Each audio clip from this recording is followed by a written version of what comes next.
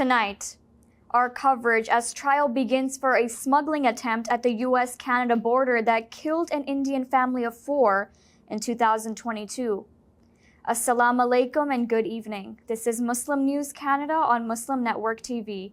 I'm Elia Batul.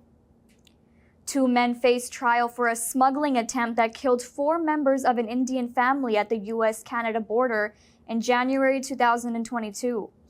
Harsh Kumar Patel and Steve Anthony Chand are charged with human trafficking, conspiracy, and culpable homicide.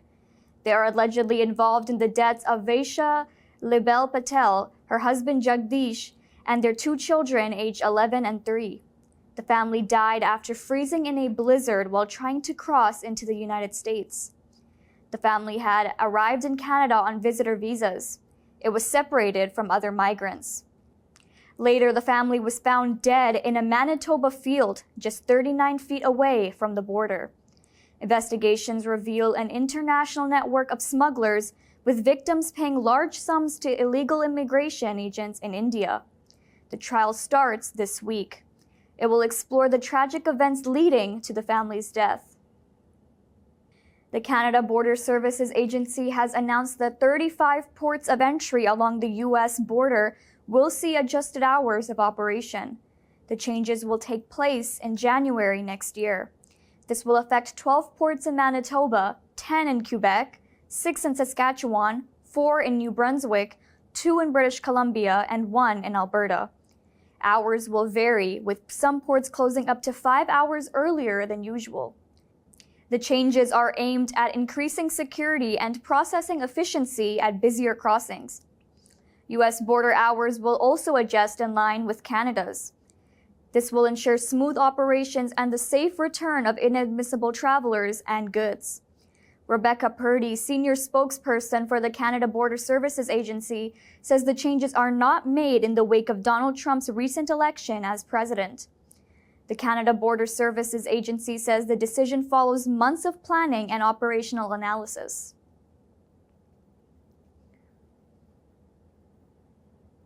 A new poll released Monday reveals that more than half of Canadians believe Prime Minister Justin Trudeau should resign.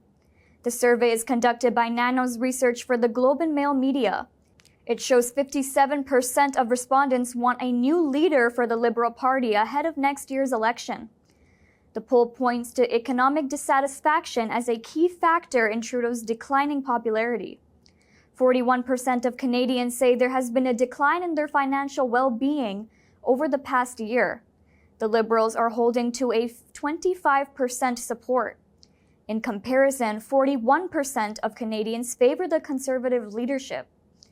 Trudeau has led the Liberal Party to 3 election wins, including a minority government in 2021.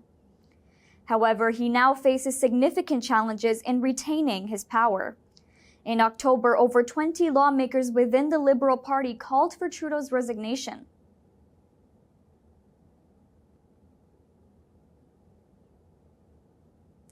Russia has accused U.S. President Joe Biden of escalating the Ukraine conflict and pushing the world to a mega war. This comes as reports reveal the U.S. has allowed Ukraine to use American-made long-range missiles to strike targets within Russia. Russian officials, including lawmakers, have expressed fears that this move could provoke World War III. Kremlin spokesman Dmitry Peskov warns the decision would directly involve the U.S. in the war. Peskov says this will mark a qualitatively new phase of tensions. Ukraine has long sought the Army tactical missile system to target Russian military sites, especially airfields. The missiles can reach up to 300 kilometers into Russian territory. They are capable of targeting 245 military targets. Experts say Ukraine's newfound missile capabilities may further intensify the conflict.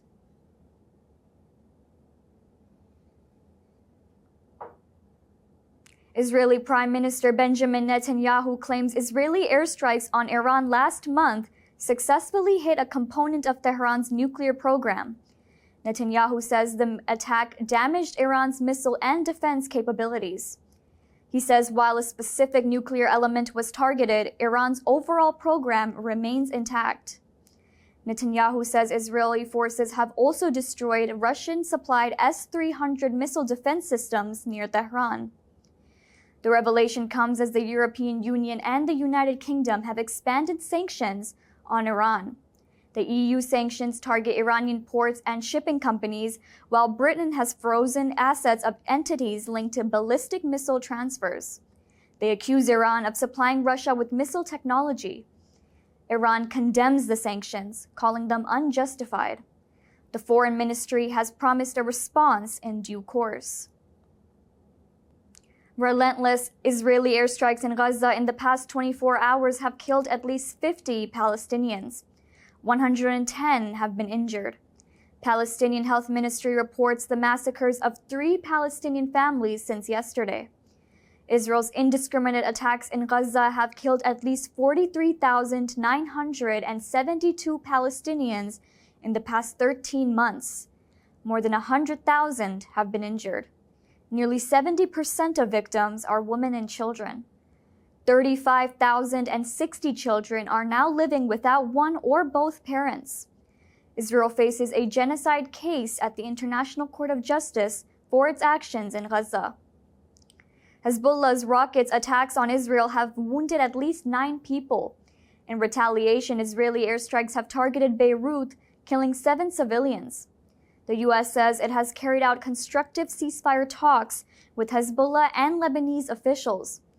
However, Israel's Prime Minister Netanyahu insists on maintaining full military freedom in Lebanon as part of any ceasefire agreement. Israeli strikes in Lebanon since October 7th have killed 3,500 people. Nearly 15,000 have been injured. UNICEF reports that over 200 children have been killed in Lebanon in the past 2 months. Saudi Arabia is set to create 800 new positions to teach Chinese. This comes as there is a growing demand for the language across the kingdom. Recently, the kingdom has hired 175 Chinese language teachers in local schools. Saudi Arabia's Ministry of Education and China Center for Language Education and Cooperation have also launched training programs for educators, which are held in Tianjin University. The initiative boosts language education and supports broader bilateral cooperation in areas like trade, technology, and energy. The expansion is part of a 2023 agreement between Riyadh and Beijing aimed at strengthening ties through education. Over 2,000 stunning butterflies create a vibrant spectacle in the Niagara Parks Butterfly Conservatory. The conservatory first opened its doors in 1996. It offers visitors a unique opportunity to explore tropical pathways surrounded by towering plants and vibrant blooms. The conservatory also serves as an educational hub. Guests can observe the fascinating butterfly life cycle at the emergence window. The conservatory is a must-visit destination. It attracts millions of visitors every year as they witness the delicate beauty of one of nature's most enchanting creatures. That's all from our Toronto studios. Thank you for watching Muslim News Canada. We are a community channel dedicated to bringing you stories you can trust. Please like, share, and subscribe to our content. You can also comment to let us know what you think of our coverage. You can donate now by visiting muslimnetwork.tv/donate. For more content, keep watching Muslim Network TV.